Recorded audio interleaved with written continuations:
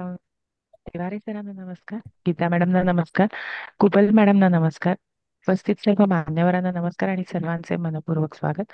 आज आपण सरांकडून अधान कुंडली विषयी जाणून घेणार आहोत. एक मूल त्याच्या आईच्या गर्भाशयात 9 सौरमान महिने किंवा 10 चंद्रभ्रंश घालवते. हा भूतकाळातील कर्माचे फळ भोगण्याकरता किंवा उपभोगण्याकरता स्त्रीच्या गर्भाशयात प्रवेश करते. या गर्भधारणेची कुंडली ही म्हणजे आधान कुंडली होय. याविषयीचे विवेचन आज आपण सरांकडून जाणून घेणार आहोत. तर मी सरांना विनंती करते की त्यांनी आजच्या लेक्चरला सुरुवात करावी. Thank you sir. Thank you madam. धन्यवाद. धन्यवाद मॅडम. आज थोडासा आवाजामध्ये फरक आहे कारण मला भरपूर झाली सर्दी. तर नमस्कार सगळ्यांना. सगळ्यांचं स्वागत आहे.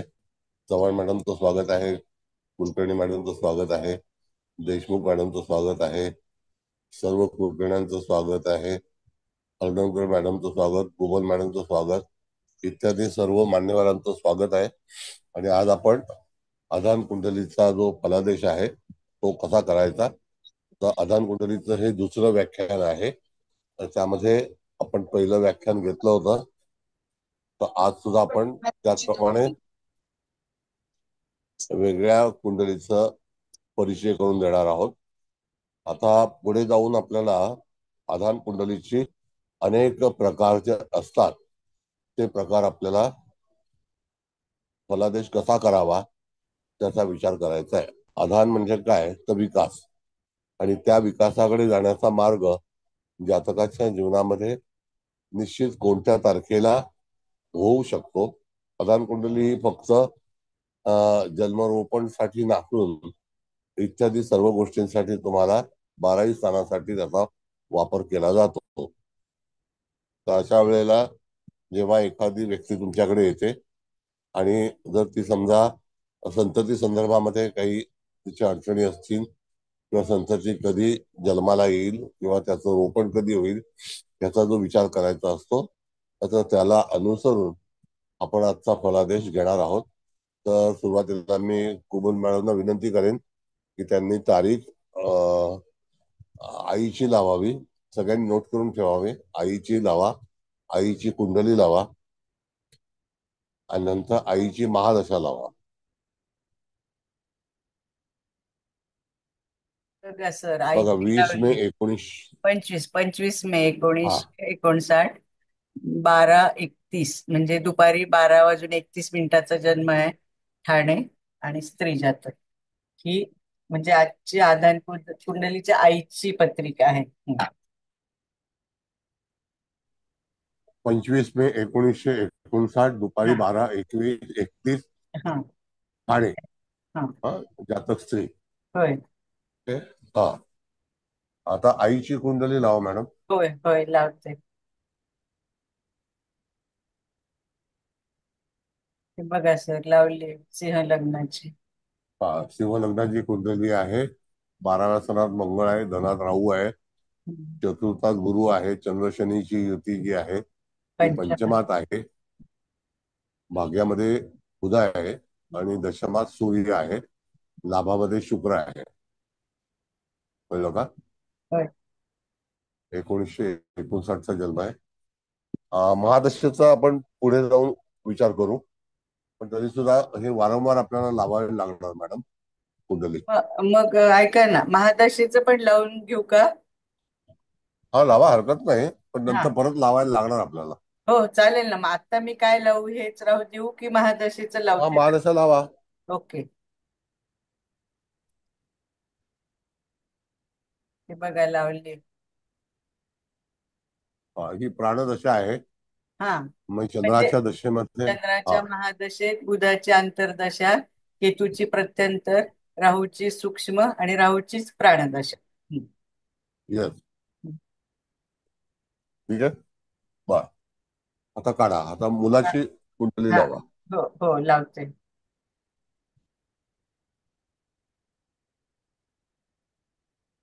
हे बघा सर आता लावले. 30 एप्रिल 1983 चा जन्म आहे. हम्म. 9. रात्री 9:28 आणि जन्मस्थळ आहे पुणे. होय जातक मुलगा आहे. हम्म, हम्म. बोला. आता मुलाची कुंडली लावा. लावते. लिहून घेतलं का तुम्ही सगळ्यांनी? काढू का? घेतलं सर. ठीक आहे. हम्म. बरं, इथे मुलाच्या याच्यामध्ये आपण जर बघितलं तर वृश्चिकेचा चंद्र आहे, वृश्चिकेचा गुरु आहे, शनी 12व्या स्थानामध्ये आहे, केतू धनस्थानामध्ये आहे, शुक्र आणि बुध हे सप्तम स्थानामध्ये आहेत. मला वाटतं रवी अष्टमात आहे, षष्ठात हो आहे का हो. मॅडम? होय. रवी आणि मंगळ मेषेचे षष्ठात आहे. हम्म. तर अशा तऱ्हेची ही कुंडली मुलाची आहे. आता आपल्याला षष्ठातल्या रवीवरून हम्म. त्याचे जे अंश असतील त्यावरून आपल्याला दशम स्थानाकडे किंवा नवम स्थानाकडे जायचं आहे.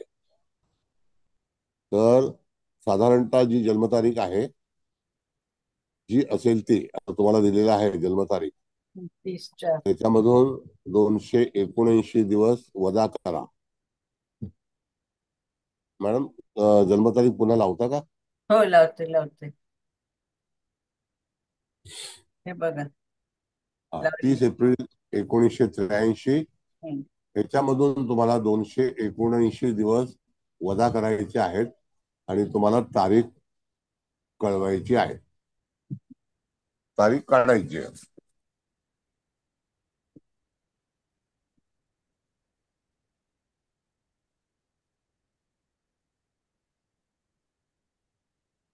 बोला. आता 21/7 येईल ना सर? 21/7/82 बघा. हा, आता कसं गणित करायचं तुम्हाला सांगितलं मी हो. की 30 एप्रिल मधून 279 दिवस वजा करा. हम्म, आता 30 एप्रिल ते जानेवारी महिना आपण जर बघितलं तर एप्रिल 30 दिवस, मार्च 30 दिवस, फेब्रुवारी 29 दिवस आणि जानेवारी 30 दिवस, 120 दिवस इकडेच होतात. आता त्यामधून किती दिवस करायचे बघा, कॅल्क्युलेटर आहे का?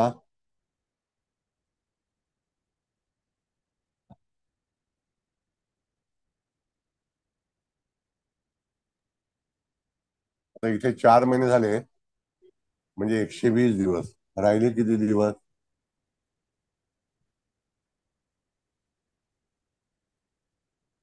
बघा जरा.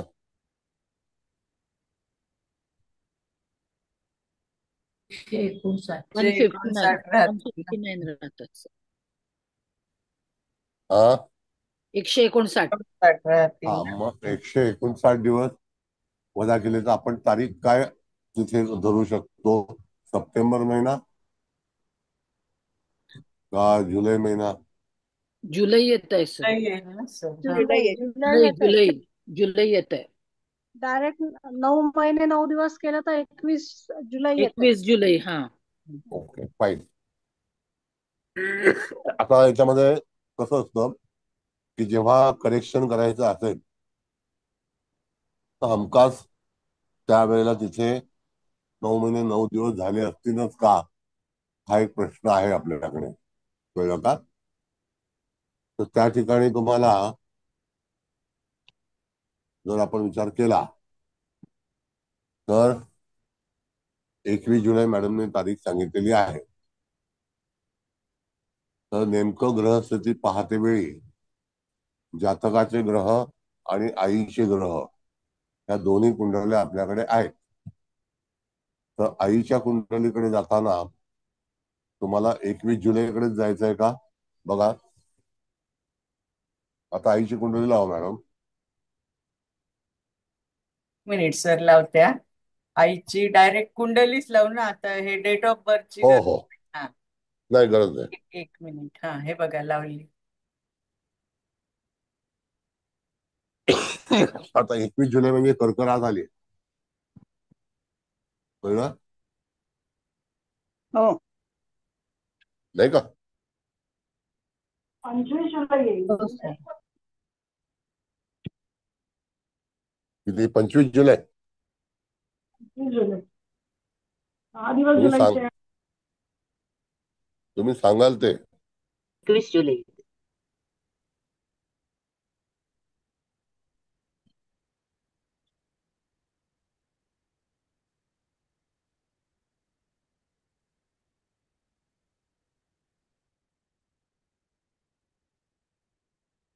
म्हणजे जुलै महिना इथे आपण बघितलं तर बघा 21 याचा अर्थ तिथे तुम्हाला सूर्य जो आहे तो कर्क राशीमध्ये आढळतोय का?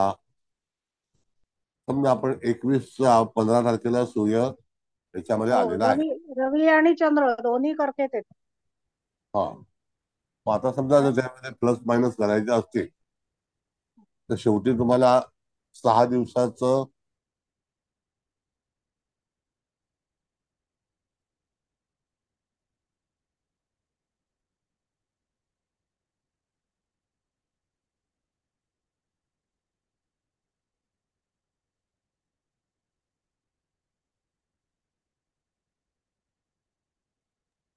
हॅलो, आवाज गेला का? नाही. हा, आवाज तर गेलेला दिसतोय. सर हा, बाहेर पडलेत. हा तेच मला वाटलं माझं नेट गेलं की काय. हो ना, आले आले आले आले. हा हे मिळतो बेनिफिट. आता 6 दिवसामध्ये तुम्ही काय विचार कराल की त्यासोबत चंद्र हा त्यावेळेला कन्येत असू शकतो का वृषभेमध्ये असू शकतो? तर 25 जुलै घेतलं तर चंद्र कन्यामध्ये आहे आणि रवी कर्केला आहे. 21 नाही नाही, 21 21 सांगितले मॅडम. 21ला सर चंद्र आणि सूर्य दोघं पण कर्केत आहे. 21ला हा चंद्र आणि सूर्य दोघं कर्क राशीत आहेत. पण आणि समजा गुरु त्याच्या तुळेत अगोदर येतोय. गुरु तुळेत येतोय. हा, गुरु. त्याच्या त्याच्या अगोदर जर आपण पाहायला गेलो तर तिथे वृषभ राशीमध्ये चंद्र येईल का?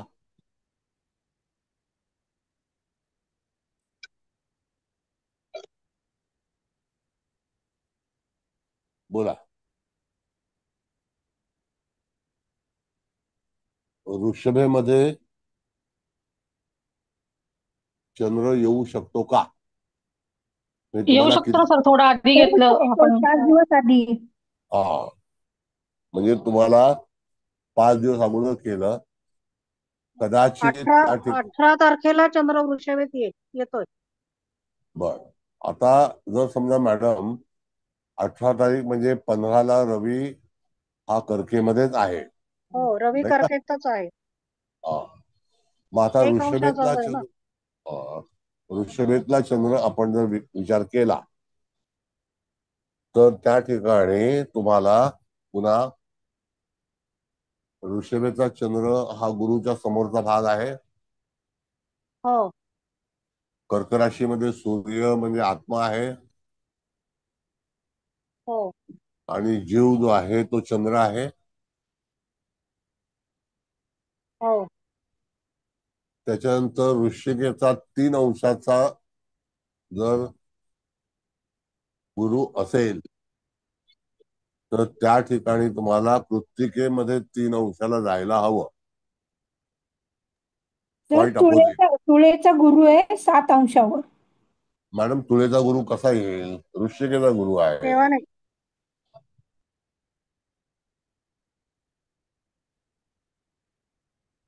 नाही, इथे आईच्या आणि मुलाच्या दोघांच्या मध्ये वृश्चिकेचाच गुरु आहे. आणि मला इथे तेच म्हणायचं आहे ना. हा, हो हो हो सर, मी ते 21 जुलैच्या तारखेचं बोलले, सॉरी हा सर. तर वृषभेचा जर आपण चंद्र पाहिला तर गुरुचा 3 अंशाचा भाग आहे. हो त्यावेळेला 3 अंशाला कृत्तिका नक्षत्र आणि त्या ठिकाणी मकर नवमास येतो. बरोबर आहे? हो हो सर. हा, म्हणजे आपण तारीख ठरवताना तुम्हाला मागे जायचं आहे. तर 4 दिवस मागे जाऊ शकतो का आपण? तर शेवटी 17 तुम्हाला जुलै घेतली तर चंद्र वृषभेमध्ये 16 अंशावर आहे आणि तो वर्गोत्तम झालाय 9 अंशामध्ये, म्हणजे वृषभेमध्येच 9 अंश. आणि आपल्याला 18 गुरुची ऑगस्टला घेतलं तर तो मिथुनेमध्ये येतोय सर. नाही नाही, एक मिनिट मॅडम. 15 तारीख घेतली तर कृत्तिका नक्षत्रामध्ये चंद्र आहे का? रवी कर्केला आहे का?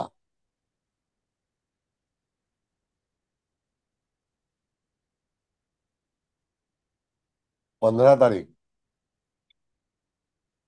15ला चंद्र परत मेषेत येतोय. मेषेत आहे सर. मेषेमध्ये 17 अंशावर आहे नऊ सर. 17 अंशावर 15 तारखेला 15 जुलै. मग 16ला कृत्तिकेमध्ये आहे. वृषभ राशीमध्ये 16 अंशावर आहे. बघा नाही, आता 17ला इथे वृषभ राशीमध्ये कृत्तिकेत आहे ना. 17. हो 16. आता याच्यामध्ये आपण गेल्या वेळेला जे शिकलो होतो तर तुम्हाला मी सांगितलं होतं शेवटच्या याच्यामध्ये की कर्क आणि सिंह हे एक ऑप्शन आहेत. मग आपण सिंह राशीकडे का नाही जायला हरकत? समजा सिंह राशीमध्ये 29 अंशावरती सूर्य असेल, कळलं का? त्यावेळेला 13 सप्टेंबर तारीख येते. बघा 13 सप्टेंबरला सूर्य चंद्र हा मीनेत आहे का कुंभेत आहे?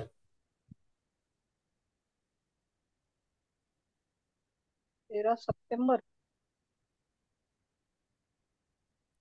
13 सप्टेंबरला चंद्र कर्क सप्टेंबर नाही होणार. राशीत आहे.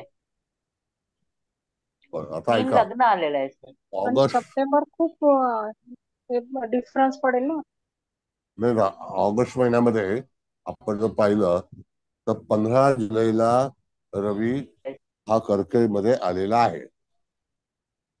बरोबर आहे? हो. हा. मग आता कर्क हे डेफिनेट आहे का रवीचं? सप्टेंबर मध्ये रवी तर ह्याच्यात आहे सर, नाही नाही सीमेमध्ये आहे नाही ना. मॅडम, हे सप्टेंबर नाही, सप्टेंबर खूप नाही 10-11 महिने होतील. हा नाही म्हणजे तुम्हाला कर्केला रवी हा कन्फर्म आहे. होय सर. नाही, सप्टेंबर घेतलं तर 7 महिन्यातच हे होईल, डिलिव्हरी 2 झाल्यासारखं होईल. मिनिटं मॅडम, बरोबर आहे तुमचं म्हणणं. मी जस्ट एक असं फ्लुक मध्ये सांगतो की तुम्हाला ओके ओके किती सर, ओके. हो. तुमचा अभ्यास किती त्याच्यावरती. आता इथे लक्षात घ्या, 15 तारखेला कर्क राशीमध्ये सूर्य आला हे नक्की. नाही नाही, 15 नाही, 18ला येतो 15 1 जुलै अंश. 15 जुलै 15 जुलैला 15 मग जुलै तो मिथुनेत राहतोय.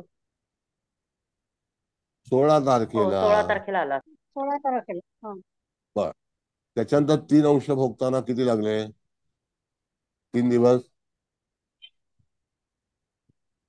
3 लागले. नाही, 16 तारखेला 19 पण 29 अंशावरतीच आहे. कारण आपण सूर्योदय उदयाची घेतो ना साधारण कुंडली. 1 मिनिट मॅडम, ऐका 2 मिनिटं. सूर्य राशांतर करतो त्यावेळेला कदाचित जपानमध्ये असेल, पण शेवटी तो कर्क राशीमध्ये आलाय का? हो 16 तारखेला 0 अंशावर आहे सर कर्क राशीमध्ये, म्हणजे 16 आलाय, जुलैला. हो आलाय. म्हणजे आलाय. हो बरोबर आहे. 0 अंशावर आहे. हो आता सर. ही कनेक्टिव्हिटी कशी लावायची लक्षात घ्या. 0 7 कला आहे. वृश्चिक राशीतला 3 अंशाचा गुरु, त्याच्याशी कनेक्टेड 3 अंशाचा सूर्य. बरोबर आहे. आता हा बीटीआरचा बाप आहे.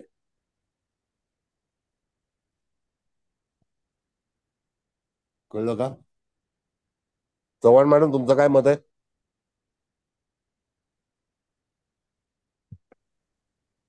हा सर, 3 जुलै आहे अंशाचा ना.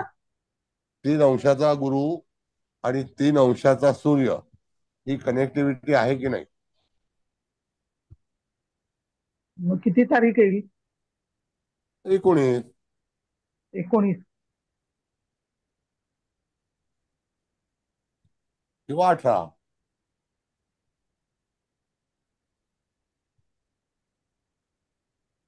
मॅडम तुम्ही तारीख 21 काढली ना? मी 21 काढली आहे सर. 21 21. हो, 21 काढले होते. हो. मग 18 होऊ शकतं की नाही? 18 हो होऊ शकतो. बघूया, थांबा जरा. बघा इथे परत तुम्हाला सांगतो की गुरु हा 3 अंशाचा आहे. त्याच्या कनेक्शन मध्ये रवी 12 जरी असला तरी सुद्धा त्या ठिकाणी कर्क राशी मधला सूर्य हा जोपर्यंत 3 अंशाला पदार्पण करत नाही तोपर्यंत तिथे कन्सिव्ह होणार नाही. हे बघा सर, 18ला घेतलं तर सूर्य कर्केत 2 अंशाला आहे आणि चंद्र मग पुढे सरकलाय मिथुनेत. हा, हं. म्हणजे त्या अर्थी 279 न धरता 276 धरायचं. किती?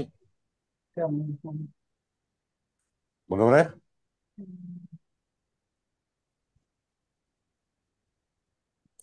बघा काय वाटतं.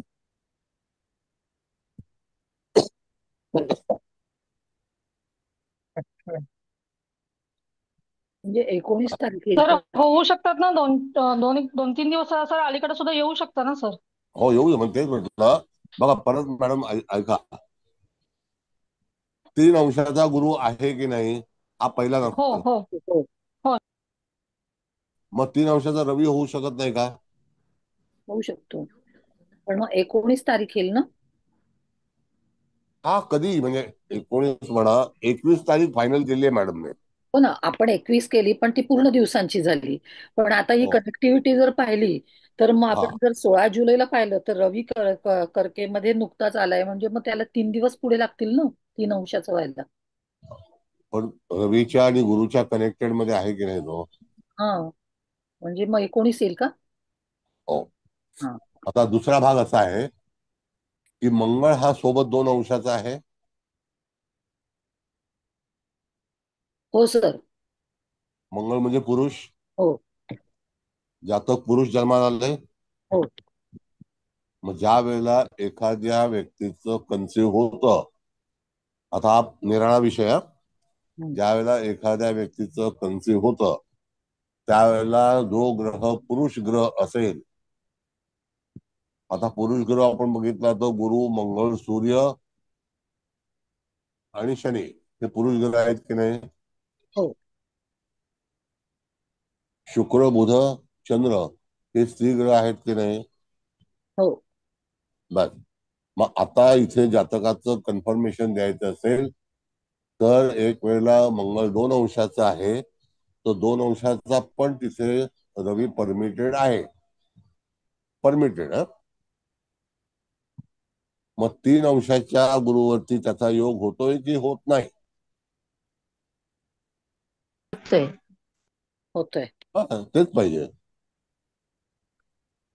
तेच पाहिजे. 2 अंशाचं ना. आणि मग 18 येईल का मग. 18, 19 वॉटेवर. काय 19. 20 तारखेला रवी 3 अंशावर येतोय. हा, मग 20 तारखेला 2 अंशाला पण चालेल की नाही मॅडम? हो, हो चालेल, पण चंद्र मग मंगळाच्या मिथुनेत जातोय. मंगळाच्या कनेक्टिव्हिटीनुसार चालेल सर. हा, बर. पण आता चंद्र मिथुनेत चंद्राचा, जाईल. चंद्र हा आता मिथुनेत ऐका, जाईल.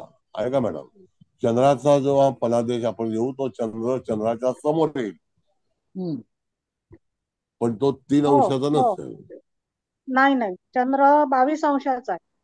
हा, मग इथे चंद्र 20 ओरिजिनल तारखेचा 18 अंशाचा आहे. हो, बर. 18 अंशाचा आहे तो 22, म्हणजे चंद्रासमोर चंद्र येईल हा, आणि गुरु आणि रवी 3 अंशाचे बरोबर येतील. yes. मग रवी पुरुष ग्रहासोबत आहे, हो नाही का. हो मग आपण जातकाला जर समजा वेळ काढून दिली, आता ह्याच्यामध्ये वेळ काढून देण्याचा सुद्धा एक फार महत्वाचा भाग आहे. त्या दरम्यान जर जातकाला वेळ काढून देता आली आणि तुमच्याकडे जर गणित असेल तर तुम्ही त्याचं फलित देऊ शकता.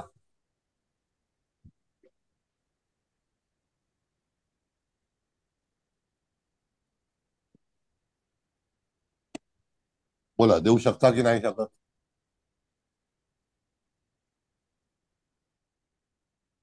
हो सर. बरोबर आहे. आता पंचमात शनी आहे तर त्या ठिकाणी संतती होणार नाही वगैरे वगैरे असा सगळ्या भानगडीत विचार करायचा नाही.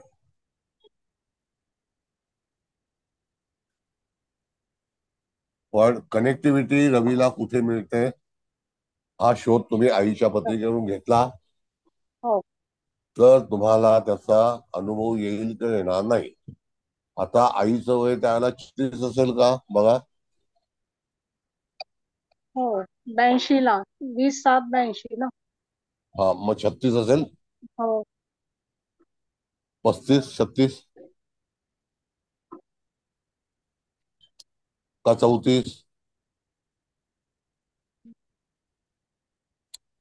58 जन्म आहे ना का 59 हो 59चा आहे. हा मग 59 जर जन्म असेल तर त्या ठिकाणी 23-24 तेवीस 24 वर्ष वर्ष सर 24 वर्ष तेवीस वय 23 वर्ष 24 येईल सर 24 हा 23 23-24 हं. 23-24 वर्षी संतती होऊ शकते की नाही. हो सर त्या काळाच्या मनात निश्चितच. म्हणजे डिले नाही ना. हं. नाही नाही अजिबात नाही. आणि कधी कधी एखाद्या वेळेला आपण जेव्हा सांगतो की हो पंचमात शनी आहे तुम्हाला संतती उशिरा होईल हो तर पण ते तो कुठपर्यंत. सर काळ 59चा धरला हा. तर त्या मानाने म्हटलं तर ते 1-2 वर्ष तसा उशीर धरला म्हणजे म्हणू शकतो. आता असं आहे मॅडम लग्न जेव्हा होईल त्याच्यानंतर आपण संततीचा हो विचार करू शकतो हो हो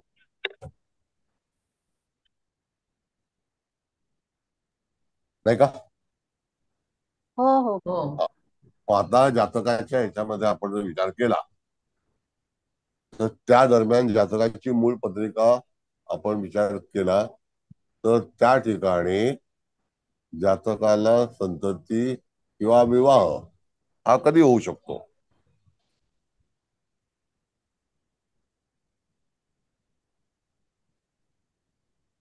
कधी झाला असेल. सर त्या काळाचा विचार केला तर तो साधारण म्हणजे 16 आणि 17च्या ह्याच्यामध्येच लग्न होत असायचं 59 म्हटलं तर. आणि हो. लग्नेश रवी आहे तर मग रवीचं वय इथं कन्सिडर करावं लागेल. शनीचं वय करून नाही चालणार कारण सप्तमात शनीची राशी आहे ना. म्हणजे रवीचं वय कन्सिडर करावं लागेल ना. मॅडम पण 59 सप्तमेश मध्ये पण 16-17 लग्न पंचमाच्या होत होती का. 59ला नाही साधारण 20-21-22 22 हा साधारण ग्रॅज्युएशन झाल्याच्या सुद्धा तेच ना वेळेला पण त्या व्हायचे. काळात सर्रास 24-25 मध्येच लग्न व्हायची. हो.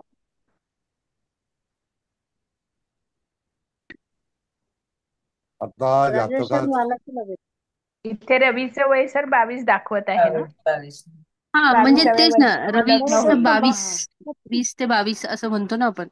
हो आता आपण असा विचार केला तर 81 साली जातकाचा विवाह झाला हो बरोबर आहे. हो 81च्या नोव्हेंबर मध्ये जातकाचा विवाह झालेला आहे.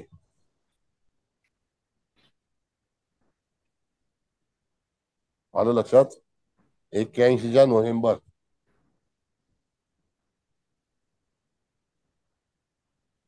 त्यावेळेला ग्रहस्थिती कशी होती. त्यावेळेला बरोबर तिथे तूळ राशीमध्ये रवीचं भ्रमण सुरू होतं विशाखा नक्षत्रामध्ये बरोबर आहे. आणि जर ह्या शनीवरून तुम्ही बघितलं तर हा शनी किती अंशाचा आहे 12 अंशाचा. 12 अंशाचा आहे. आणि याचा अर्थ शनीने लग्न केलं शनी त्यावेळेला किती असेल जर आपण विचार केला तर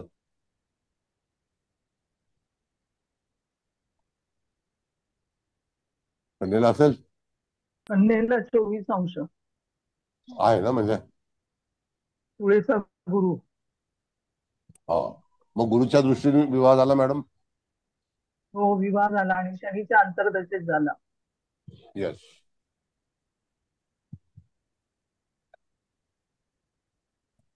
आता हे तुम्हाला कळलं का की जातकाचा विवाह कधी होईल कधी झाला असेल संतती कधी झाली आहे आणि कधी होईल.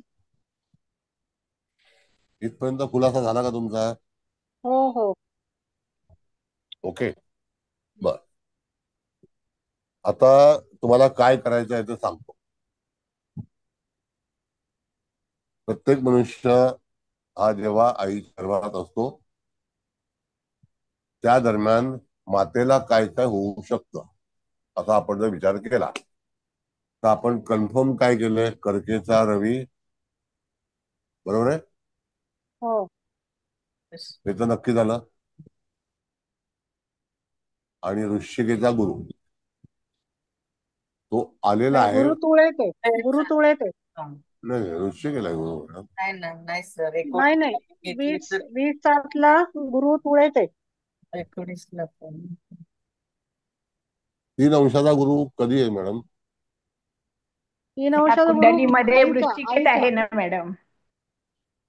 आईच्या आणि मुलाच्या कुंडलीत आहे, पण आपण जी कुंडली काढली त्याच्यात नाहीये. 3 अंश एवढ्या लवकर बदलले 3 दिवसामध्ये? नाही नाही, आणि त्याच्यात तर नाहीये. आपण आदान कुंडली जी काढली ना त्याच्यामध्ये गुरु तुळेत आहे. तारीख जी काढली आपण हो, त्यावेळेला 20/7 गुरु, 20/7 त्यावेळेला काढली ना. हा, मग त्यावेळेला गुरुचा योग नव्हता. नाही, गुरु तुळेत आहे. एवढा मागे जाईल?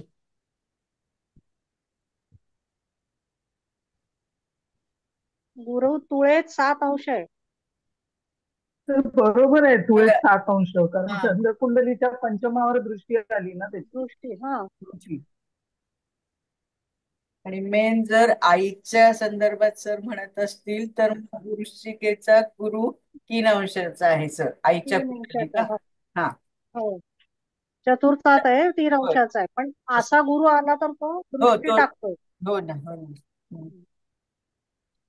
आईच्या कुंडलीमध्ये इथे तुम्हाला गुरु 3 अंश दिसतोय का? हो दिसतो ना. मग तो नाकारला जाईल का?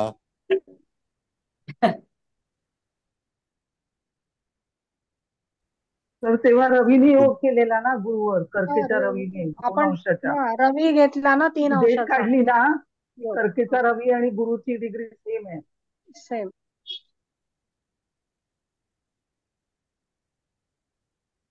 तेव्हा वृश्चिकेचा गुरु हे नक्की आहे का? हो नक्की आहे सर. मग तुळेचं का म्हणताय? तुळेचा गुरु आदान कुंडलीमध्ये. आदान आदान कुंडली कुंडलीचा, आदान हो. कुंडली.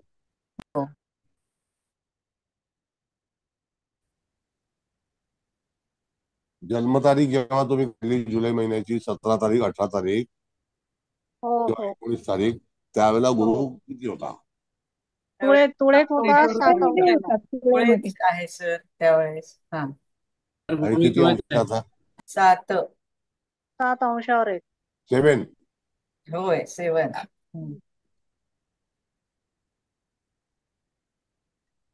लग्नाच्या वेळेला सांगताय नाही, हे बघा, त्याच्यानंतर? जी 19 जुलै आपण तारीख घेतो आहोत ना त्याच्यात हो. गुरु भाग्यात तुळेचा 7 अंशाचा आहे. 19 जुलै. येस. 19 जुलै 1925, 82. होय ना. अकरा. नाही 82 ना. 82. अहो पाठी मॅडम, जाणार हो जाईल. सर. 82 ना मॅडम.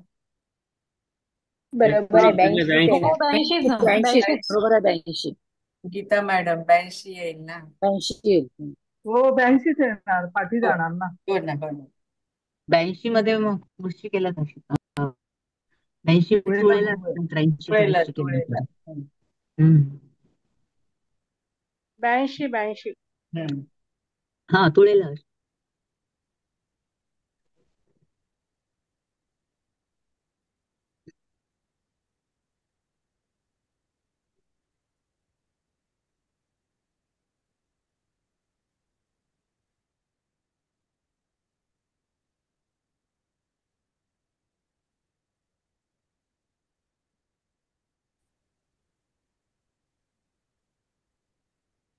बरं. मग आता तुमचं म्हणणं असं आहे की ज्या वेळेला कन्फ्युज झालं त्याला रवी कर्केला होता एवढं नक्की? हो नक्की. हो.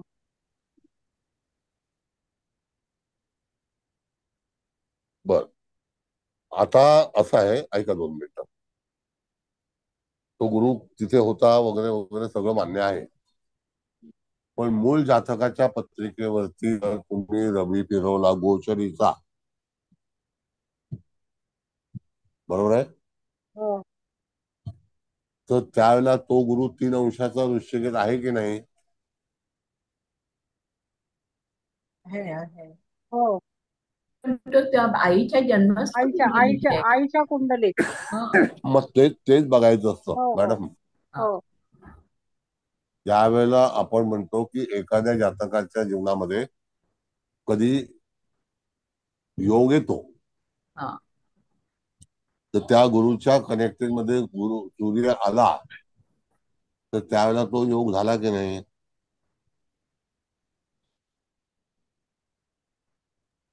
हो सर. मग तुम्हाला नक्की काय पाहायचं आहे, की मूळ पत्रिकेवरून कनेक्टेड रवी पाहायचा आहे का नाही पाहायचा? पाहायचं ना. पाहायचा सर. आता मग 7 आईच्या डिग्रीचा कुंडलीत जरी धरला तरी चतुर्थात गुरु आहे आणि रवी येईल, आपण कर्केचा म्हणलं की वेळात येईल, म्हणजे नवपंचम हो, योग होईल. हा. आणि मग मुलाच्या पण पुस्तिकेतच गुरु आहे, त्याच्या भाग्यात म्हणजे गुरु येईल. बरं, आता मला मॅडम सांगा. रवी येईल कर्केचा, म्हणजे तिथे पण नवपंचम योग, म्हणजे गुरु आणि रवीचे दोघांचे याच्यात योग होत आहेत. हा, आणि चंद्र मिथुनेत येईल, तर आईचा चंद्र धनुत आहे, म्हणजे तो बरोबर गोचरीने दोघं चंद्र समोरासमोर येतील. हा. मग तुळेचा गुरु उपयोगाचा आहे का? होईल गट सर, वृश्चिकेत येऊच शकत नाही ना लगेच. 7 अंशाचा गुरु तर बदलू शकतच नाही मॅडम एवढ्या. परत तेच आहे, एक मिनिट. आपण मूळ कुंडलीला जेव्हा एखादा ग्रह योग करतो, हो त्याच्याशीच कनेक्टेड आपलं जीवन चालतं ना. हो मग तुम्ही गुरुला रवी किंवा चंद्राचे योग आपले म्हणजे जुमायला पाहिजेत ना, तर तसा रवीचा योग दोन्ही ह्याच्यात जमतोय. हो जमतोय सर, ना, आलं म्हणजे लक्षात हो आलं. बरोबर नवपंचम आहे. योग दोघांचे येतात ना, म्हणजे म्हणजे एका तत्वामध्ये येत कर्केतला, आहेत. हा कर्केतला जर आपण जर रवी धरला तर, आणि हा, अंश पण सेम येतात. गुरुचे 3 अंश आणि रवी आपण 3 अंशात धरतो. हा. मग मला तेच म्हणायचं आहे, हो की तुम्ही जेव्हा एखादी घटना होण्यासाठी जी आईच्या पत्रिकेत किंवा व्यक्तीच्या पत्रिकेत जी मूळ स्थिती ग्रहांची असेल, त्याच्यावरती योग तयार होतात ना. हो हा. आता हे आणि एवढं सर लक्षात ठेव. जलतत्वामध्येच आलेले आहेत दोन्ही ग्रह. हो एकाच हो, तत्वात आहे. एकाच तत्वातले आहेत. मग तुम्हाला इन फ्युचर जर समजा जातकाला भविष्य सांगायचं असेल, त्यावेळेला तुम्ही सांगू शकता की तुम्हाला या काळामध्ये तिथे तुम्हाला चांगली बातमी येईल, नाही का? हो बरं. आता मी तुम्हाला आणखी क्लिअरन्स देतो. बऱ्याच वेळेला आपली गफलत काय होते ते सांगतो. आपण वक्री, मार्गी, स्तंभी, अतिचारी हे जागतिक जेवढ्या जगात व्यक्ती असतील त्या सगळ्यांना त्याचा बरा वाईट परिणाम होतो की नाही? हो समजा एखाद्या वेळेला एखादा ग्रह स्तंभी झाला, तो त्या व्यक्तीच्या कुंडलीसाठीच होईल का स्तंभी? नाही. एखादा ग्रह वक्री होणार, जसा आता गुरु होतो, शनी होतो, तो त्या व्यक्तीच्याच साठी होतो का? नाही, पूर्ण नाही. याच्यासाठी. म्हणजे जागतिक होतो की नाही? हो. हो जागतिक होतं सर. अतिशारी झाला तरी सुद्धा जागतिक आहे. हो मग आता इथे असं तऱ्हेने पर्सनल फलादेशावरती तुम्ही असं कदापि करू नका की हे बघा हा गुरु वक्री आहे, आता वक्री होणार आहे, शनी वक्री होणार आहे. हा सगळा भाग जो आहे हा संपूर्णपणे जागतिक, जे आपल्याला खगोल आहे त्या खगोलाच्या जो वक्री मार्गी स्तंभी, तो भूगोलावरती परिणाम होतो. तो एका पर्टिक्युलर व्यक्तीसाठी होत नाही. तुम्ही जेव्हा एखादं भविष्य सांगता त्या व्यक्तीच्या कुंडलीमध्ये तो वक्री आहे, स्तंभी आहे, मार्गी आहे, हे तुमचं निवेदन झालं.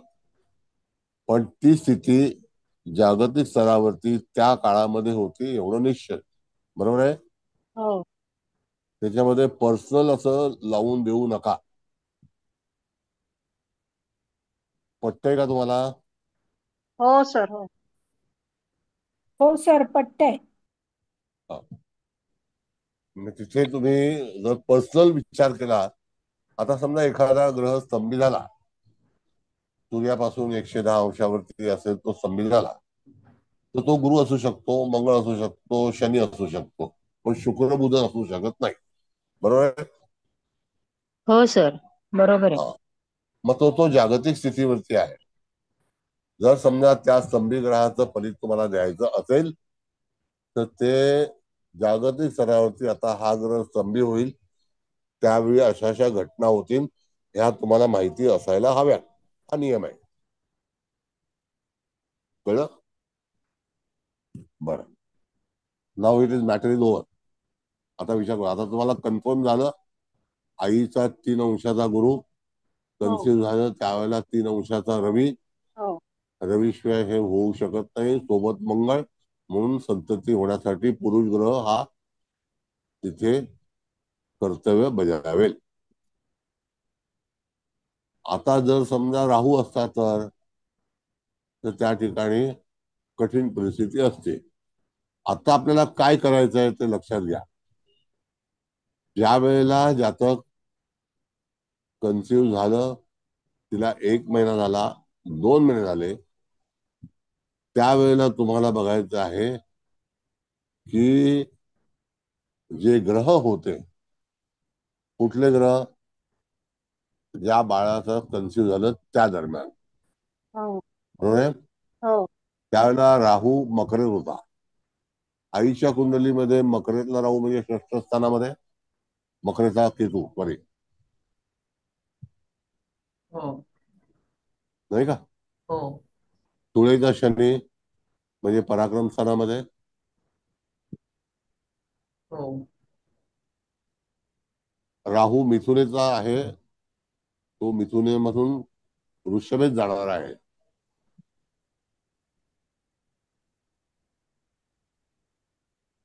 आणि केतू वृश्चिकेत येणार आहे. बरोबर आहे? हो सर. हे कधी बघायचं? मुलाच्या पत्रिकेवरून. हो अशा वेळेला त्या स्त्रीला, आता तुम्हाला सगळ्यांना माहिती आहे की एकदा स्त्री प्रेग्नंट झाली की तिला अनेक प्रकारचे त्रास होऊ शकतात. तर ते कशामुळे होतील? तर त्याकरता राहू, शनी, केतू हे 3 ग्रह कारणीभूत असतात. त्यांचं गोचर त्या काळामध्ये गर्भाशयावरती काय परिणाम करतो, हा विचार तिथे आपल्याला करायचा आहे आणि असतो. मग इथे आपण बघितलं तर वृश्चिकेला केतू, वृषभेला राहू आणि शनी महाराज जे आहेत ते तुळेला जाईल. त्यात काही बदल होणार नाही. मग आता ते तुळेला, मग आईचं लग्न जे आहे ते सिंह आहे. हो तर तिथे तुळजाची पराक्रमात येणार. पण राहू दशमात येईल. कोण? तर राहू. बरोबर आहे? केतू चतुर्थात येईल आईच्या कुंडलीमध्ये. आलं लक्षात? हो हा. मग त्यावेळेला त्या घटना होतील. आणि कदाचित जर समजा मंगळ हा हानिकारक आहे, काही वेळेला अचानकपणे जो शरीराला त्रास होतो आईला, आणि तो त्रास मंगळामुळे होत असतो, तर त्याकरता काही जे विशिष्ट जे काही कारण आहेत, तर तो जर शोधायचा असेल तुम्हाला, तर मंगळाची गोचरीची परिस्थिती त्या व्यक्तीच्या कुंडलीमध्ये ती कशी असेल, ते स्थान कुठलं असेल, त्याप्रमाणे तिथे जातकाला त्रास होऊ शकतो. आलं लक्षात?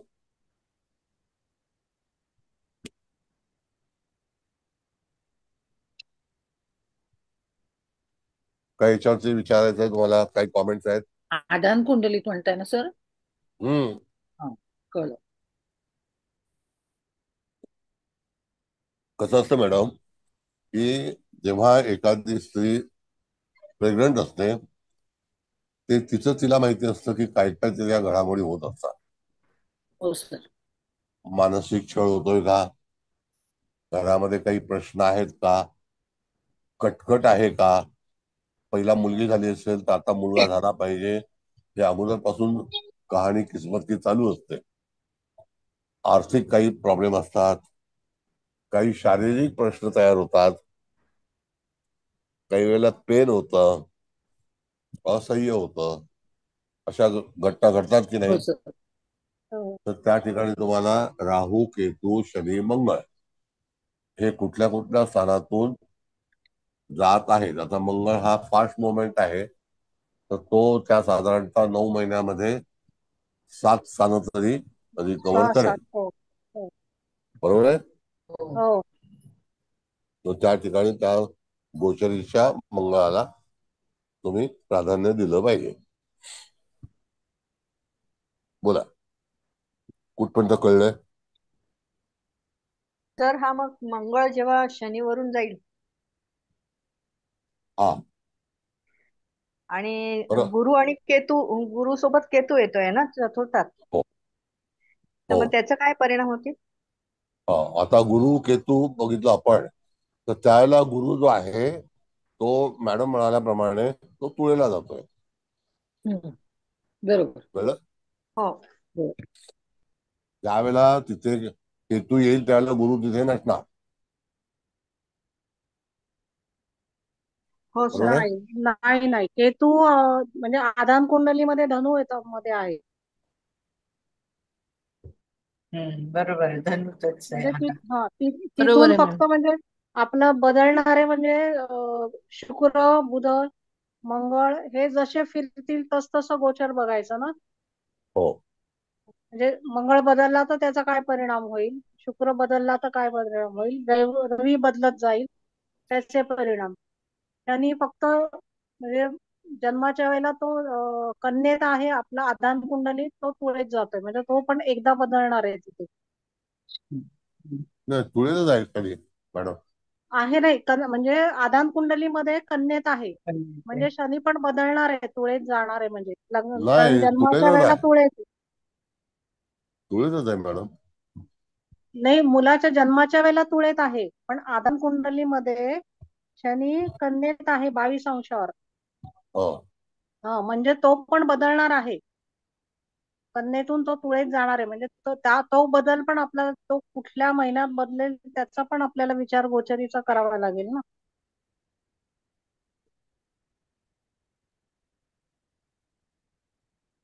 बरं, पुढे.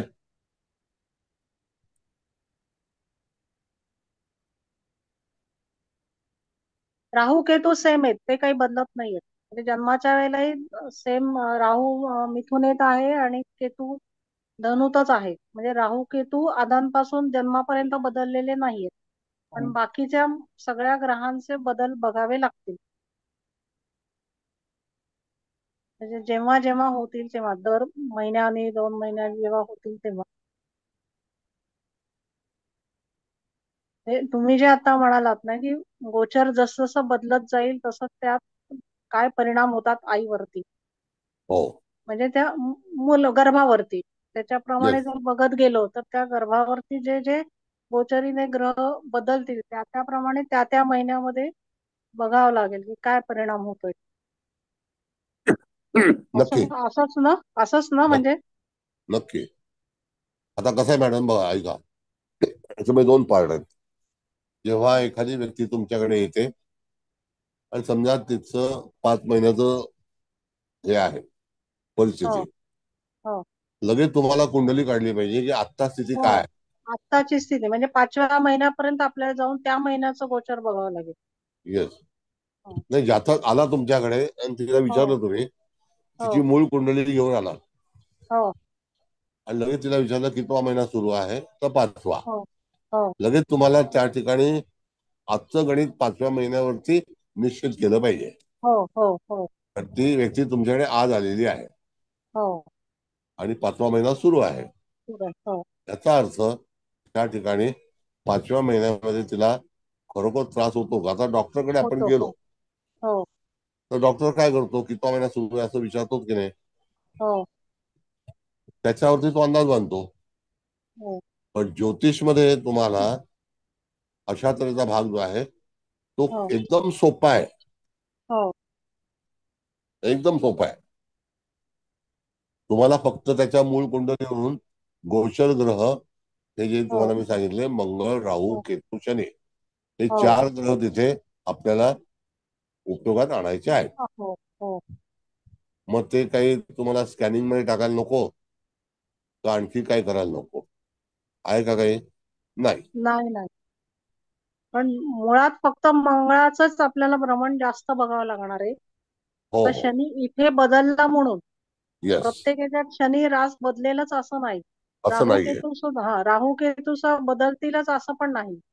बरोबर. ते 3 तर आपल्याला लगेच समजू शकतं की शनी बदललेला नाही, राहू केतू बदललेला नाही. पण येस, मंगळ बदलणार आहे, त्याप्रमाणे प्रत्येक राशीचं भ्रमण काय त्रास देतं हे आपल्याला बघावं लागेल. बरोबर आहे. म्हणजे ह्या सर सॉरी ठिकाणी सर, मी बाहेर पडू शकते? हा हा निघा तुम्ही. हा सॉरी सर, सर थँक्यू. हा मग आता ह्या ठिकाणी तुम्हाला एकदम सोपं करून माहिती पडलंय का? हो हो आता आपल्याला 2 अधान कुंडल्या झाल्यात, हो सर. हो बरोबर आहे? ही कोणी मारली रेषा परत मारता नको तर करू नका हो. सर क्लिअर तुम्हाला करते, थांबा क्लिअर करते मी. तारीख दिले, सगळं दिलंय.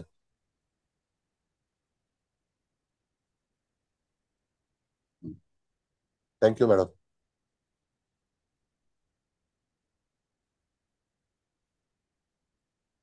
बरं, आता ह्या इथपर्यंत आपण आलेलो आहोत, बरोबर आहे? हो हो हं. तर ह्या दरम्यान तुम्हाला काही कळलं नाही हे विचारा.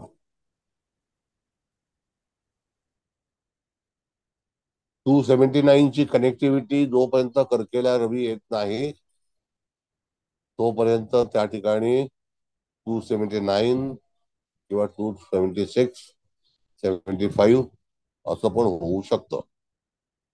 आणि जर कदाचित त्याच्यापेक्षाही कमी 270 असेल तर तो सूर्य मिथुन राशीमध्ये पुनर्वसू नक्षत्रात जाईल आणि त्यावेळेला तो मीन नवमाशात असेल. सॉरी, याच्यामध्ये मिथुन. जर अतिशय म्हणजे समजा एक 10 दिवस पण असू शकतात, असं काही नसतं, असं काही नाही. बिफोर 10 डेज पण असू शकतो. 10 दिवसाचा टॉलरन्स आपण बघू शकतो. बरं, आता हे शिकवण्याचा किंवा हे कसं काढावं ह्याचं मुख्य मूळ कारण काय आहे? आपण ज्याप्रमाणे बीटीआर काढतो, बरोबर आहे? तर हा बीटीआर बर्थ टाइम रेक्टिफिकेशन, तर इथे आपण हा कन्सिव्ह टाइम रेक्टिफिकेशन केलेला आहे, बरोबर आहे? हो सर. आता आपण बर्थ टाइम रेक्टिफिकेशन पण शिकणार आहोत.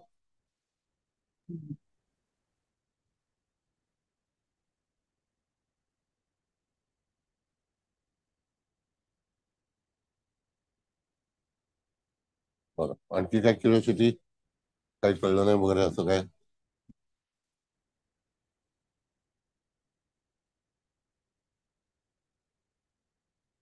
आता संतती झालेली आहे, आईची पत्रिका आहे. बरं, आता मॅडम महादशेचा पोर्शन लावा. होय लावते.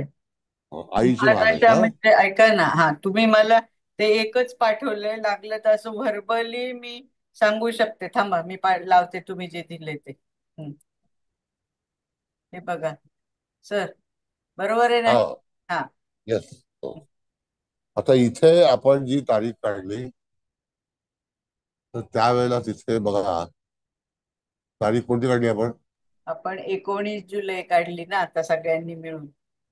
हा 19 जुलै 82 काढली. हा. हा. तर इथे गुरुचा 28/4 आलेला आहे, बरोबर आहे. 28 yes. मग तिथे 19 जुलै तारीख येते का?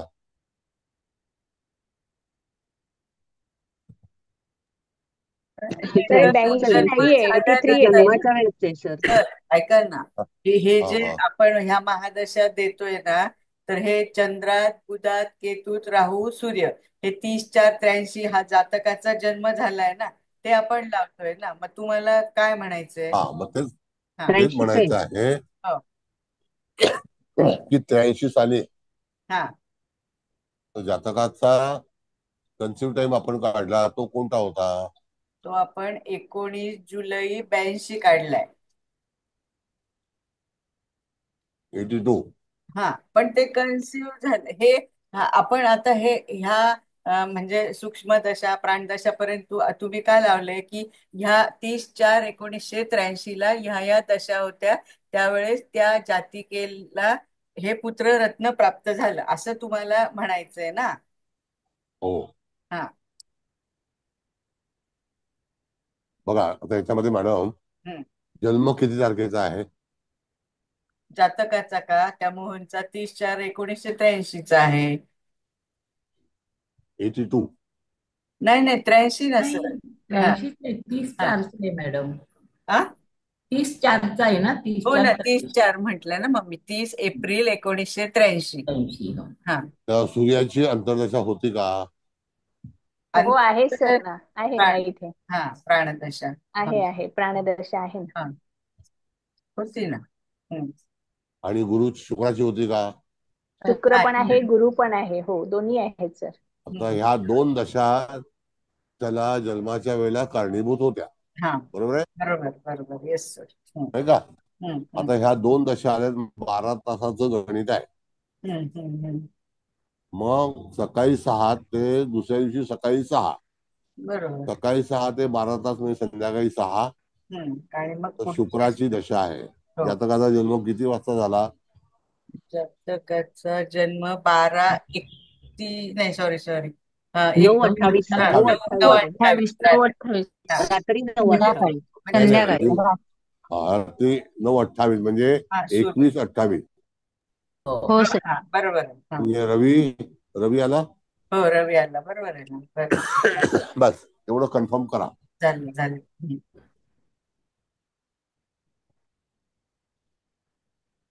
नाही का? हो सर. ज्यावेळेला जातकाचा जन्म झाला त्यावेळेला प्राणदशा रवीची. ही सूर्याची होते, कारण रात्री 21:28 ला जन्म झालेला आहे म्हणून.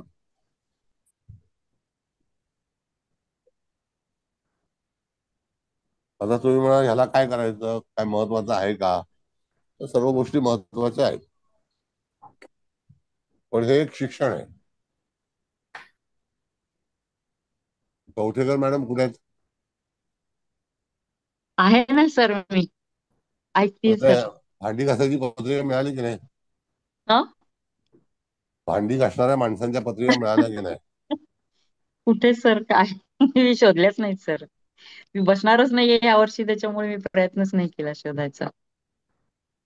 या वर्षी बसा, नाही तर बसू नका. हा. टोटल रिझल्ट मी तुम्हाला पाठवलाय. किती लोकांचा आहे तो हो, बघितलं ना? मिळालाय सर, मिळाला. हो ना. किती सगळे एकेका अनुत्तीर्णच जास्ती आहेत सर. हा एकेका विद्यालयात माहीर मध्ये फक्त हो ना. दोन लोक पास झाले. हो सर, ते तुम्ही मला सांगितलं होतं ना, तो एक ग्रुप आहे, त्या मॅडमचा नंबर पाठवला. त्यांच्या तिथे ह्याच्यातले 3-4 जण पास झाले सर. फक्त तीन हा, 3 जण पास झालेत. त्यांनी टाकलं होतं ग्रुपवर. कारण शिकायला 22 लोक होते. हो का? हा. अच्छा. आणि ते सुद्धा काय म्हणायचं त्याला विशेष श्रेणीमध्ये पास झालेत असं काहीतरी आहे. हा, म्हणजे पुढे ढकललं. हा, पुढे ढकललं. हा. म्हणजे रेल्वेला डबा लागतात ना, अच्छा. तसं ढकललं का? हा, एक्स्ट्रा डबा लावतात पॅसेंजर जास्ती वाढले तर, तसं ढकललेले लोक आहेत ते. ढकललेले असेल. पास झाले असं सांगायचं. तसंच आहे, म्हणजे त्यांना हेच केलेलं आहे, काय म्हणायचं, हा, विशेष. श्रेणी देऊन ते पास केलेलं आहे. तसे ग्रेसचे पास मार्क झाले. देऊन पास करतात. हा, ग्रेस मार्क देऊन पास केलेलं आहे. हो, काय बरोबर आहे. 2-3 मार्क इकडे तिकडे करतात. हा. हे धंदा आहे. काय मी नाही ते बसणार मग आहे ह्या वर्षी. तुम्ही कधीच बसलात तरी सुद्धा काय उपयोग नाही. नाही ना. हो ना, आता बसणारच नाही. जाऊ दे, माझे पैसे गेले म्हणून समजते आणि नाही, पैसे घ्या परीक्षाच देत परत. नाही. पैसे पैसे पैसे जाऊ परत. दे सर, जाऊ दे. आता तुमच्याकडे जास्ती बघू पैसे पुढच्या आहेत. वर्षी वाटलं तर. सर, तुमची विद्यार्थिनी पण फर्स्ट आली आहे ना सर? हो, फर्स्ट आले. मग तसा मेसेज वाचला अभ्यास ना तुम्ही? नाही, ती अतिशय हुशार आहे सर. असणार म्हणजे, पण म्हणून आली ती. माझ्याकडे 3 वर्ष होते. मला 1 वर्षभर अभ्यास करायला पाहिजे, तेव्हा कुठे काहीतरी थोडाफार अभ्यास होईल. अर्चना काळे ना? हो. हं? हो, अर्चना हो. काळे. हो. अर्चना हो. काळे. हो. फर्स्ट आहे ती. 361 मार्क आहे. 361. 3 वर्ष आपल्याकडे होते मॅडम. हो हो, खूप हुशार आहे तिथं. शेवटी त्यांनी कबूल केलं ना. तुम्हाला पाठवला की नाही मेसेज? हो सर, हो, मिळाला ना. तिने कबूल नाही केलंय नाही, सर. हा. चव्हाण मॅडम. मला पण पाठवलं.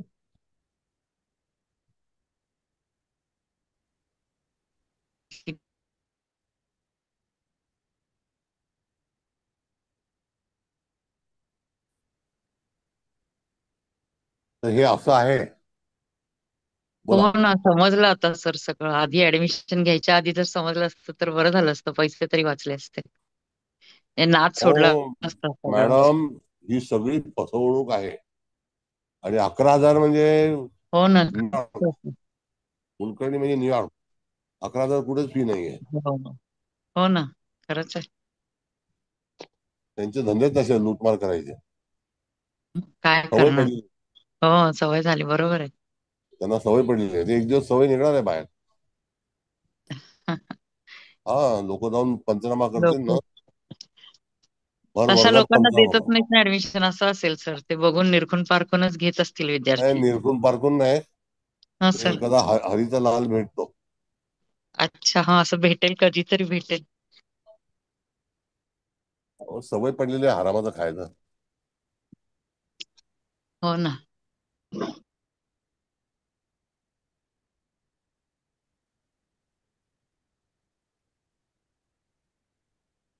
माझ्याकडे होतं ना 8-9 वर्ष होत्या.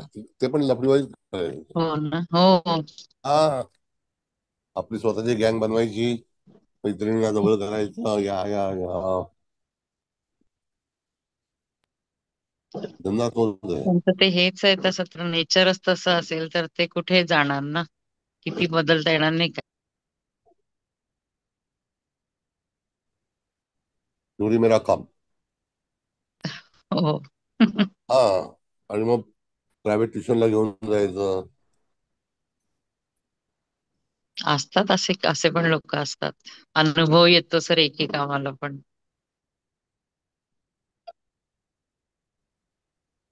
बरं, आणखी कोणाला काही मतभेद आहेत? अगदी ओपनली सांगावे. कळलं नसेल तर हे करावं. पण शास्त्री परीक्षेला फसू नये. भांडी घासणाऱ्याच्या पत्रिकेला प्रतिसाद देऊ नये. भांडी घासणारे. हो ना. हो, नाही तर आपल्याला पण भांडीच घासावी लागते. आणि मानसिक रुग्ण. हो, मानसिक रुग्ण तर नक्कीच हो, भांडी घासायला नाही लागले तरी. मॅडम, सोपं आहे. आपल्याच कुंडला टाकायच्या, आपण घरी भांडे घासतोच ना बाई. नाही आली तर बरोबर. बाहेर बाहेर जायचं नाही शोधायला. पण त्याचं ते कुंडलीतले ग्रहांचे योग बघायला पाहिजेत ना. मग त्या दिवशीच गोचर पाहायचं ना. आपण भांडेवालीच असतो त्यावेळेला. बरोबर आहे. हा. आणि ग्रहांची स्थिती तसं लिहून टाकायची नाही का? बस बरोबर घेऊन आहे. टाकायचं. कुठे चांगली शोधायला आयडिया जाता? आहे. मस्त आयडिया आहे. हा मला त्या माणसाची अक्कल वाटते की काय विषय शोधून काढलाय. हो ना सर, बघा ना असे कसे विषय शोधून काढले. फारच विचित्र विषय. त्यांना फोन केला होता मी, पण त्यांनी हो उचलला बघा नाही. ना. फोन उचलला नाही. सर माझ्या तर पर्सनलवर मेसेजेस येऊन राहिले की तुमच्या जवळ असतील अशा कुंडल्या तर टाका.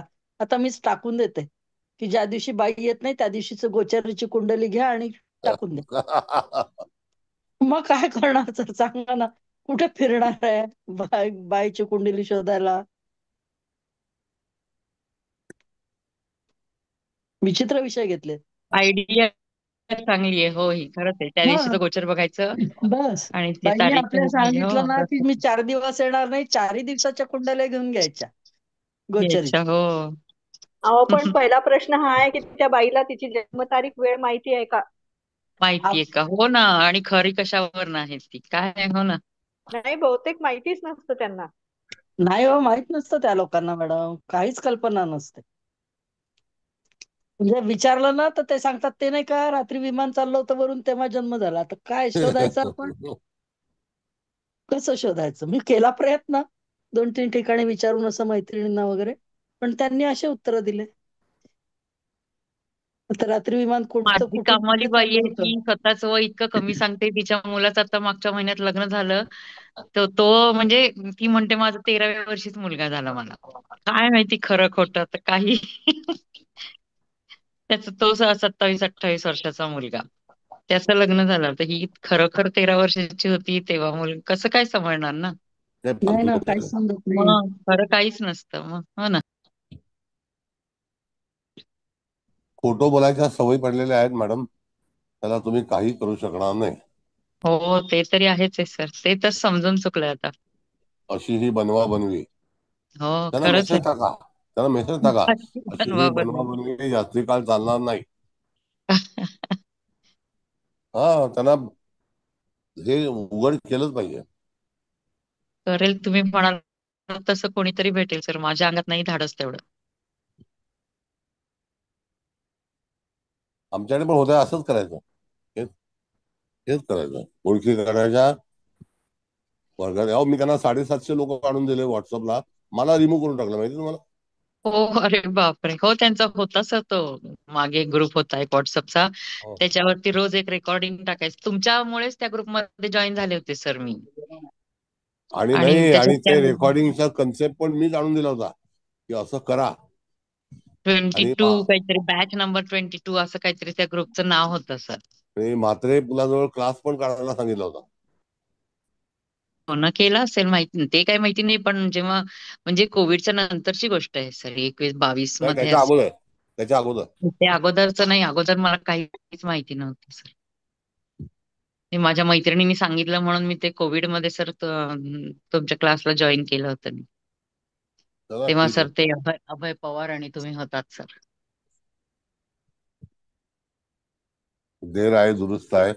पण चला ठीक आहे, आपल्या हो विषयाला सुरुवात करूया. आता सर वेळ झालेला आहे. हा बोला. सर 1-2 मिनिटं गंमत सांगू का एका कामवालीची? हा पण ती सांगा. बर्थडेट मी मागतीये पण अजून मला मिळाली नाहीये. आयुष्यभर ती कामवाली राहिली. लॉकडाऊनच्या आधी तिचे मिस्टर दारूने वारले. 2 मुली आहेत त्या बाईला. एका फौजमध्ये असले तिथे डॉक्टर होते मोठे ते. तर ते आता 92-93 वर्षाचे आहेत. मिसेस त्यांच्या 4 वर्षापूर्वी वारल्या. तर ही बाई त्यांच्याकडे काम करत होती धुणं भांडीची मोलकरीण आणि त्यांना सगळं सांभाळायचं. आणि लॉकडाऊनला आतमध्ये येऊन द्यायचे नाही सोसायटीत. तर ते कसे तरी म्हातारे तिथपर्यंत जायचे आणि त्या गेट वॉचमॅनला सांगून आत येऊ द्यायचे. इतके वर्ष तिने काम केलं. तर त्यांचा एवढा विश्वास तिच्यावर झाला तर त्यांनी त्याची सगळी किती करोड रुपयाची प्रॉपर्टी तिला दिली. आणि ते म्हातारे गृहस्थ घराबाहेर पडू शकत नाहीत हे सगळं कागदपत्र करायला. तर माझ्या मैत्रिणीच्या वडिलांनी ते कागदपत्र करून दिले त्यांना. आणि आता परिस्थिती अशी झाली आहे. हा, आणि करून दिल्यानंतर 8 दिवसानंतर त्या म्हाताऱ्या 93 का 95 वर्षाच्या गृहस्थांनी त्यांना प्रपोज केलं की माझ्यावर लग्न. आधी सगळं दिलं. मग 1 करोड रुपये 8 करोडचा फ्लॅट दिला.